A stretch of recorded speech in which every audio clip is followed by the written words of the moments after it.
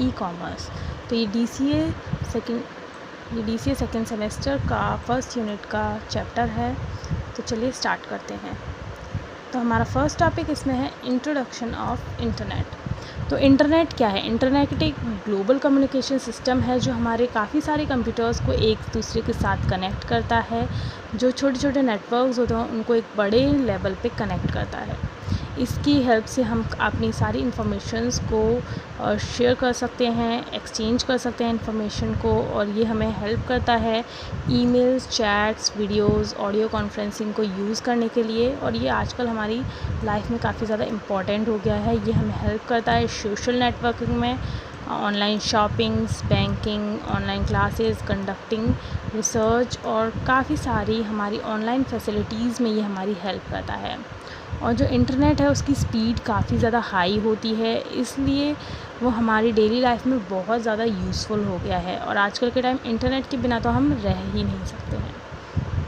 तो नेक्स्ट हम देख लेते हैं इंटरनेट को एज अ ब्रीफ। छोटे में हम देखेंगे इंटरनेट। तो इंटरनेट है हमारा एक ग्लोबल नेटवर्क। ये यूज़ करता है एक प्रोटोकॉल जिसको हम कहते हैं TCP/IP। तो ये प्रोटोकॉल इंटरनेट यूज़ करता है एंड हर कंप्यूटर जो इंटरनेट पर अवेलेबल रहता है उसका एक यूनिक IP एड्रेस रहता है। एंड ये जो IP एड्रेस रहता है ये हर कंप्यूटर का एक अलग IP एड्रेस होता है।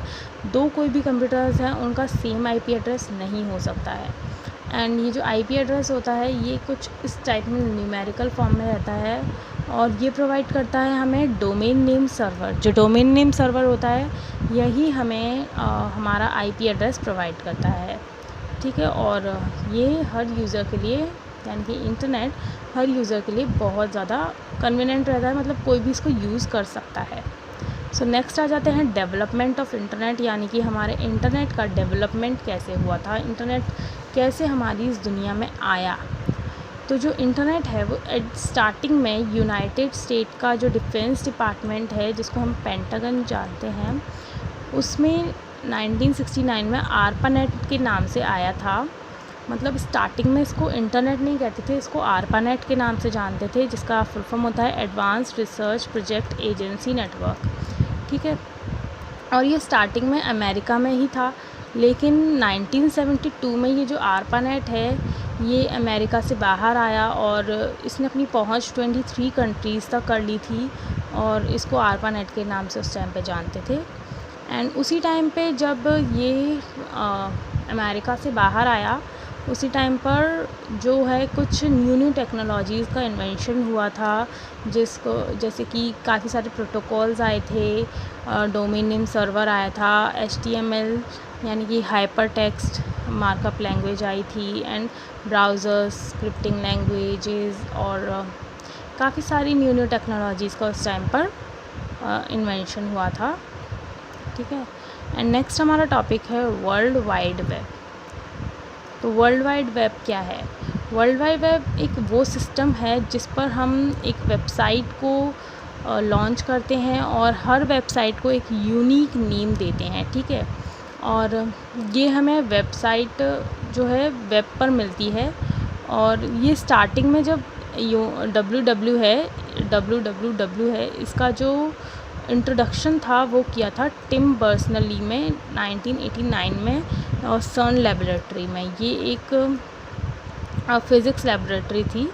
एंड ये जो है वर्ल्ड वाइड वेब है, इसका काम क्या रहता है, ये आपकी वेबसाइट्स को बहुत ही ज़्यादा ऑर्गेनाइज्ड फॉर्म में रखता है और इसमें जो टेक्स्ट हैं वो हाइपर लिंक के फॉर्म में रहते हैं। मतलब हम किसी भी लाइन को अगर हम क्लिक करते हैं, किसी भी को नहीं, जो हाइपर टेक्स्ट फॉर्म में रहती है उसको, मतलब इसमें टेक्स्ट भी रहता है, सिंपल टेक्स्ट भी रहता है एंड हाइपर टेक्स्ट भी रहते हैं। मतलब ये इमेज के फॉर्म में भी रह सकते हैं, वीडियोग्राफी के फॉर्म में भी रह सकते हैं। तो अगर हम इनको क्लिक करते हैं तो हम एक न्यू पेज पर रीडायरेक्ट हो जाते हैं एंड हमारा न्यू पेज ओपन हो जाता है, ठीक है। वर्ल्ड वाइड वेब है वो इंटरनेट पर हमें अवेलेबल रहता है एंड ये हमें ग्लोबल नॉलेज प्रोवाइड करता है। और वर्ल्ड वाइड वेब एक मेथड है कम्युनिकेशन का। किसी भी एक कंप्यूटर और इंटरनेट के बीच अगर हमें कम्युनिकेट करना है तो इसका सबसे इजी मेथड है वर्ल्ड वाइड वेब, ठीक है। नाउ हम देख लेते हैं इंटरनेट, तो उसके फ़ायदे क्या क्या हैं। तो इंटरनेट के फ़ायदे हम मेनली 4 पार्ट्स में डिवाइड कर सकते हैं। First is social networking, entertainment, education and online facilities. तो सोशल नेटवर्किंग तो आजकल सब जानते हैं, जैसे कि Facebook, Twitter, Yahoo, Google and Instagram and आजकल जो भी सोशल नेटवर्किंग फैसिलिटीज़ हैं वो सब इसी में आ जाती हैं। एंटरटेनमेंट के तौर पे हम देखें तो जैसे कि टेलीविज़न्स हो गए एंड आजकल स्मार्ट टीवीज़ आ रही हैं, तो उनमें यही इसी का यूज़ होता है। Online games, musics, videos and etcetera. And educational research में जैसे कि कोविड का टाइम आया था, उस टाइम पर इंटरनेट ने हमारी बहुत हेल्प की एंड स्कूल्स जब बंद हो गए थे तो ऑनलाइन स्टडीज़ का एक मीडियम था, तो ये हमें एजुकेशन एंड रिसर्चेस में हेल्प करता है। नाउ नेक्स्ट है ऑनलाइन फैसिलिटीज़। तो ऑनलाइन फैसिलिटीज़ तो सभी यूज़ कर रहे हैं, internet banking, online shopping, bill payments और हमें टिकट बुकिंग एंड जो भी इंटरनेट पे फैसिलिटीज़ अवेलेबल हैं वो आजकल बहुत ज़्यादा इम्पॉर्टेंट हो गई हैं। नेक्स्ट देख लेते हैं disadvantages of internet. Disadvantages of internet में हमारे आ जाते हैं personal information, spamming, virus attacks, cyber crime. तो पर्सनल इंफॉर्मेशन एक डिसएडवांटेज ये है कि हम कोई भी वेबसाइट खोलते हैं तो हमें ये देखना होता है कि वो एक ऑथेंटिक वेबसाइट है या नहीं है।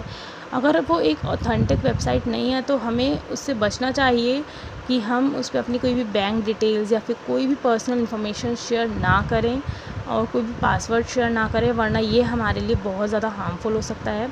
नेक्स्ट है स्पैमिंग। तो स्पैमिंग वो मैसेजेस होते हैं जो बार बार एक ही नाम से आते हैं, ताकि ये किसी कंपनी के एडवर्टाइजमेंट्स हो सकते हैं या किसी भी फॉर्म में हो सकते हैं। इसका रीज़न होता है कि ये हमारे कंप्यूटर की जो डेटा है उसको स्टील कर सकता है, तो स्पैमिंग भी एक बहुत बड़ा डिसएडवांटेज है। Now cyber crime. तो साइबर क्राइम तो सभी जानते हैं इंटरनेट पे बहुत बड़ा ख़तरा है, यानी कि आपको कॉल्स आते हैं एंड बैंक इंफॉर्मेशंस मांगते हैं और काफ़ी सारे क्राइम्स होते हैं जो इंटरनेट के माध्यम से होते हैं, तो वो हमारे लिए काफ़ी बड़ा ख़तरा होता है। And next is virus attack. कोई भी हम अपने कंप्यूटर पे काम कर रहे हैं या किसी भी डिवाइस पे काम कर रहे हैं, अगर उसमें वायरस आ जाता है तो वो हमारे जो डेटा है उसके लिए बहुत बड़ा एक ख़तरा बन जाता है। तो ये वायरस अटैक भी एक डिसएडवांटेज है इंटरनेट का। नेक्स्ट हम आ जाते हैं इंट्रानेट। अब इंटरनेट और इंट्रानेट, तो इंट्रानेट जो होता है ये एक स्मॉल स्केल पर रहता है। जैसे कि हमने बोला इंटरनेट एक वर्ल्ड वाइड है, ठीक है, लेकिन इंट्रानेट एक वर्ल्ड वाइड नहीं है। ये किसी एक ऑर्गेनाइजेशन या किसी भी कंपनी का एक पर्सनल नेटवर्क रहता है। तो intranet is a system which several computers are connected to each other. इसमें काफ़ी सारे कंप्यूटर्स होते हैं जो एक दूसरे से कनेक्ट करते हैं, और इंटरनेट जो होता है वो आउटसाइड नेटवर्क नहीं रहता है, मतलब उसको बाहर कोई भी एक्सेस नहीं कर सकता है। ये पर्टिकुलर किसी एक ऑर्गेनाइजेशन के लिए रहता है एंड इसको वही यूज़ कर सकते हैं। नेक्स्ट है, ये कोई भी एक कंपनी होती है उसका एक अलग पर्सनल नेटवर्क रहता है जिसको हम इंट्रानेट कहते हैं। इसको सिर्फ वही एक्सेस कर सकते हैं जो उसके मेंबर्स होते हैं, उसके एम्प्लॉयज़ रहते हैं या फिर कोई ऑर्गेनाइजेशन के कंप्यूटर्स हैं, सिर्फ वही इसको एक्सेस कर सकते हैं। और इनके जो कंप्यूटर्स होते हैं उनको आइडेंटिफाई करने के लिए हर एक को एक अलग आईपी एड्रेस दिया जाता है, और ये एक इंटरनेट में अलग यूनिक नंबर रहता है, ठीक है। नेक्स्ट देख लेते हैं similarities between internet and intranet.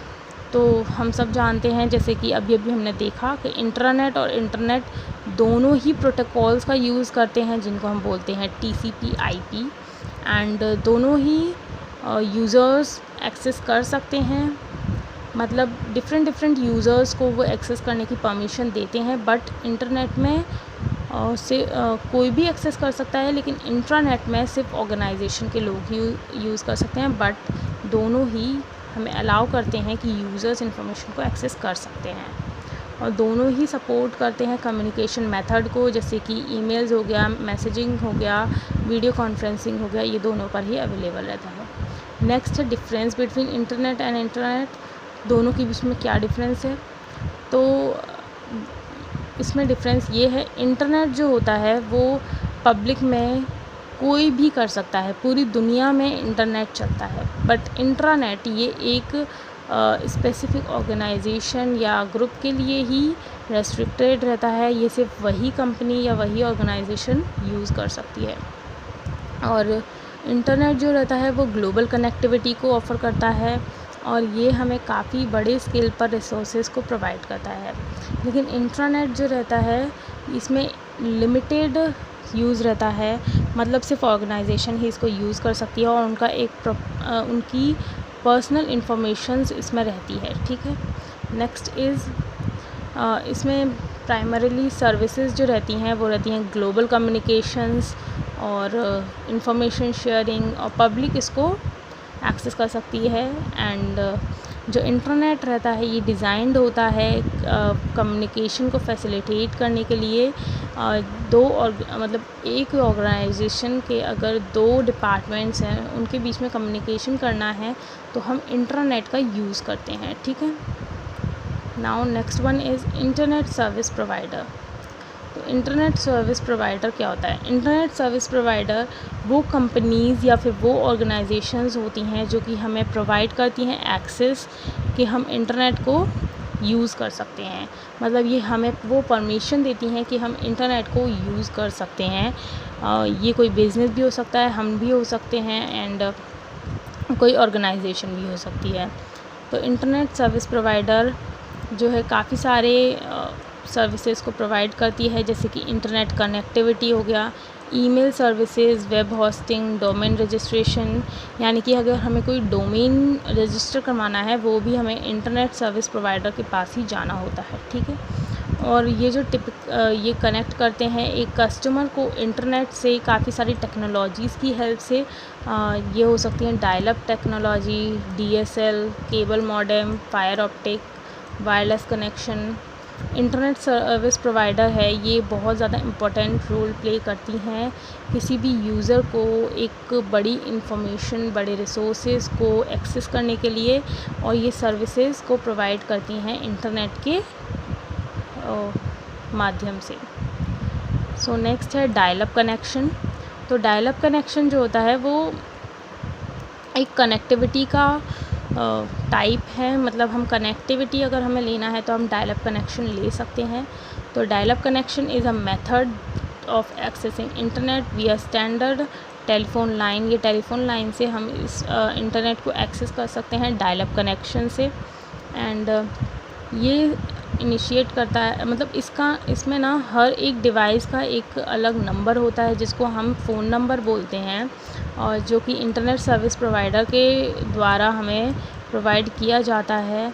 और इसमें जब हम मॉडेम में या फिर अपने डिवाइस में वो फ़ोन नंबर डायल करते हैं तो हमारा कनेक्शन एक इस्टेब्लिश हो जाता है, और एक बार कॉल इस्टेब्लिश हो गया तो हम अपना डेटा को ट्रांसफ़र कर सकते हैं, एक्सचेंज कर सकते हैं इन्फॉर्मेशन को। तो ये हमारा डायल अप कनेक्शन होता है, और हाँ ये एनालॉग सिग्नल्स पर बेस्ड रहता है, ठीक है। Next one is lease line connection. तो लीज़ लाइन कनेक्शन को हम एक तरीके से ये कह सकते हैं ये एक प्राइवेट लाइन कनेक्शन है। मतलब ये हर एक ऑर्गेनाइजेशन का अलग रहता है, यानी कि इसकी एक तो स्पीड बहुत हाई रहती है, क्योंकि जैसे कि एक ऑर्गेनाइजेशन है उसके 2 डिपार्टमेंट्स हैं। मान लीजिए एक मुंबई में है और एक दिल्ली में है, एंड उन दोनों को एक दूसरे के बीच में कनेक्शन प्रोवाइड करना है। अब अगर वो इंटरनेट का यूज़ करते हैं, मतलब नॉर्मल कनेक्शंस का यूज़ करते हैं, तो इंटरनेट की फैसिलिटी उतनी ज़्यादा उनके पास नहीं होगी। कभी भी हमारा जो कनेक्शन है वो डिसेबल हो सकता है, कभी भी हमारा नेटवर्क गिर सकते हैं। पर अगर वो लीज़ लाइन कनेक्शन लेते हैं तो मुंबई वाला जो है वो मुंबई के इंटरनेट सर्विस प्रोवाइडर के पास जाएगा, और दिल्ली वाला जो है वो दिल्ली के इंटरनेट सर्विस प्रोवाइडर के पास जाएगा, एंड ये एक दूसरे को कनेक्ट करेंगे इनकी हेल्प से, ठीक है। तो इसमें जो स्पीड रहती है वो बहुत फास्ट रहती है। इसमें 24 आवर्स आपका कनेक्शन चलता है एंड आपको कोई भी प्रॉब्लम नहीं होती है, इसलिए इसकी स्पीड भी काफ़ी ज़्यादा हाई रहती है और ये रिलायबल रहता है। ये ट्रेडिशनल इंटरनेट कनेक्शन की तरह नहीं होता है कि काफ़ी सारे लोग हैं जो आपकी इन्फॉर्मेशन को यूज़ कर रहे हैं, नहीं, इसमें आप अपनी इन्फॉर्मेशंस को शेयर कर सकते हैं। तो लीज़ लाइन कनेक्शन जो होता है वो डेडिकेटेड होता है, दो पॉइंट्स को ईज़िली ये कनेक्ट कर देता है, ठीक है। और जो ऑर्गेनाइजेशंस होती हैं वो इंटरनेट सर्विस प्रोवाइडर की हेल्प से अपने 2 रिमोट ऑफिसेस को कनेक्ट कर सकती हैं। Now next one is VSAT, that is very small aperture terminal. तो वेरी स्मॉल अपर्चर टर्मिनल जो एक टेक्नोलॉजी है, ये सैटेलाइट बेस्ड कम्युनिकेशन हमें प्रोवाइड करती है। आपने अपने घरों में टीवी पे देखा होगा, इस तरीके का एक लगा रहता है, यहाँ माइक टाइप का रहता है जिसको हम छोटे में माइक ही कहते थे, एंड इस तरीके का रहता है। और यहाँ से जो होता है सैटेलाइट से यहाँ पे सिग्नल्स आते हैं एंड इस तरीके से उस पर डेटा ट्रांसमिट रहता है। यहाँ पे रिसीवर लगा रहता है जिसको हम माइक जैसा बोलते हैं, वही। तो ये जो रहता है ये सैटेलाइट बेस्ड कम्युनिकेशन हमें प्रोवाइड करता है और इससे हम ईज़िली सिग्नल्स को एक्सचेंज कर सकते हैं, ट्रांसमिट कर सकते हैं, रिसीव कर सकते हैं। और इसका फुल फॉर्म तो मैंने आपको बता ही दिया है। और ये काफ़ी छोटे साइज़ का रहता है, डिश एंटीना के टाइप का रहता है, तो इसको हम ईज़िली अपने घर पे कनेक्शन ले सकते हैं। Now next one is URL। ये तो आपने बहुत बार सुना ही होगा, इसका फुल फॉर्म होता है यूनिफॉर्म रिसोर्स लोकेटर। तो यूनिफॉर्म रिसोर्स लोकेटर एक वेब एड्रेस होता है, किसी भी एक पेज का, किसी भी एक इंफॉर्मेशन का एक अलग से एड्रेस होता है, उसी को हम बोलते हैं यूनिफॉर्म रिसोर्स लोकेटर, URL। ये इसके काफ़ी सारे कंपोनेंट्स रहते हैं। सबसे पहले एक अलग प्रोटोकॉल इसका रहता है, डोमेन नेम रहता है और काफ़ी सारे एडिशनल पार्ट्स होते हैं जो कि एक URL को बनाते हैं, ठीक है। और इसमें काफ़ी सारे फाइल्स एंड पेजेस रहते हैं, ऑनलाइन कंटेंट रहता है। तो अब हम देख लेते हैं कि कंपोनेंट्स क्या क्या रहते हैं URL के। तो URL के कंपोनेंट्स होते हैं, फर्स्ट इज़ HTTP। ये है एक protocol, hyper text transfer protocol. तो URL में एक प्रोटोकॉल रहता है। www रहता है जिससे कि हम इजीली अपनी इंफॉर्मेशन को सर्च कर सकें, तो ये वर्ल्ड वाइड वेब है। ये हमारा डोमेन नेम है, मतलब हमारा जो भी वेबसाइट है उसको ये इंडिकेट करता है डोमेन नेम। नेक्स्ट है AC में ज़रूरी नहीं है AC ही रहे, ये gov हो सकता है, com रह सकता है। gov मतलब गवर्नमेंट का है, edu मतलब एजुकेशनल साइट है ये, एंड com मतलब कंपनी की साइट है ये, एंड in ये सिग्निफाई करता है कंट्री को, तो ये इंडिया की वेबसाइट है इसलिए यहाँ पे in आया है, ठीक है। So next one is portal. वो ऑनलाइन प्लेटफॉर्म्स रहते हैं जो हमें गेटवे प्रोवाइड करते हैं, हम किसी भी इंफॉर्मेशन तक अपनी रीच कर सकते हैं पोर्टल्स की हेल्प से। तो ये जैसे कि हर एक ऑर्गेनाइजेशन का एक अलग पोर्टल रहता है, ये एक कलेक्शन होता है वेबसाइट्स का, इसमें काफ़ी सारी वेबसाइट्स रहती हैं। ये डिजिटल हब होता है जो हमें एक सेंट्रलाइज्ड लोकेशन प्रोवाइड करता है कि हम काफ़ी सारी इन्फॉर्मेशन को एक्सेस कर सकते हैं। इसमें काफ़ी सारे टूल्स रहते हैं अकॉर्डिंग टू यूज़र्स की नीड, एंड इसमें काफ़ी सारे ये न्यूज़ प्रोवाइड करता है, कॉमर्स प्रोवाइड करता है। मतलब हम जो ऑनलाइन शॉपिंग्स करते हैं तो हर एक वेबसाइट का एक अलग पोर्टल रहता है जिन पर जाके हम शॉपिंग्स करते हैं, एंड गवर्नमेंट पोर्टल्स रहते हैं, एजुकेशनल रिसोर्सेज को प्रोवाइड करते हैं।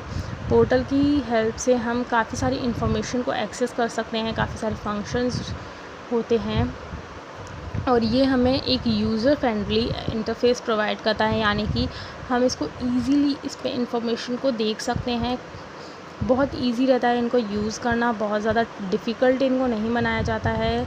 यूज़र्स की कन्वीनियंस को ध्यान में रखते हुए इनको बनाया जाता है। ये सर्व करते हैं काफ़ी सारे टूल्स जो कि किसी भी इंडिविजुअल, बिजनेस या एजुकेशनल इंस्टीट्यूशंस को हेल्प करते हैं, और ये कम्युनिकेशन प्रोवाइड करते हैं, और ये इंक्रीज़ करते हैं प्रोडक्टिविटी ऑनलाइन। ठीक है, नाउ हम आ जाते हैं इंटरनेट सर्विसेज। तो इंटरनेट हमें काफ़ी सारी सर्विसेज प्रोवाइड करता है, जैसे कि communication services, information retrieval services, web services and world wide web services. तो अब हम इनके बारे में और जानते हैं। तो first one is communication services.